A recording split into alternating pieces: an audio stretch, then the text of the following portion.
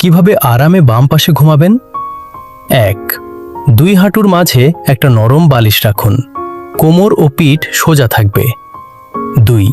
মাথার নিচে আরামদায়ক বালিশ, ঘাড় সোজা রাখুন। 3. পিঠের পেছনে একটা বালিশ রাখুন, যাতে ঘুমের মধ্যে পিঠের ওপর চলে না যান। 4. হালকা ডিনার করুন, রাতে ভারী খাবার এড়িয়ে চলুন। তবে সাবধান, যাদের হার্ট ফেলিওর বা গুরুতর হার্টের সমস্যা আছে তাদের ক্ষেত্রে ডান পাশে ঘুমানো আরামদায়ক হতে পারে। প্রেগনেন্ট মহিলাদের জন্য বাম পাশে ঘুমানো ভালো, কিন্তু ডাক্তারের পরামর্শ নিন। এটা কোনো চিকিৎসা পরামর্শ নয়, শুধু সচেতনতা। আপনার ডাক্তারের সাথে কথা বলে নিন। আজ থেকেই চেষ্টা করুন বাম পাশে ঘুমাতে। ছোট অভ্যাস, বড় উপকার। ভিডিও ভালো লাগলে লাইক দিন, কমেন্টে বলুন আপনি এখন কোন পাশে ঘুমান।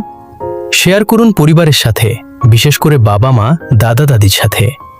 সাবস্ক্রাইব করুন আর বেল আইকন প্রেস করুন স্বাস্থ্যের আরও গুরুত্বপূর্ণ টিপস পেতে।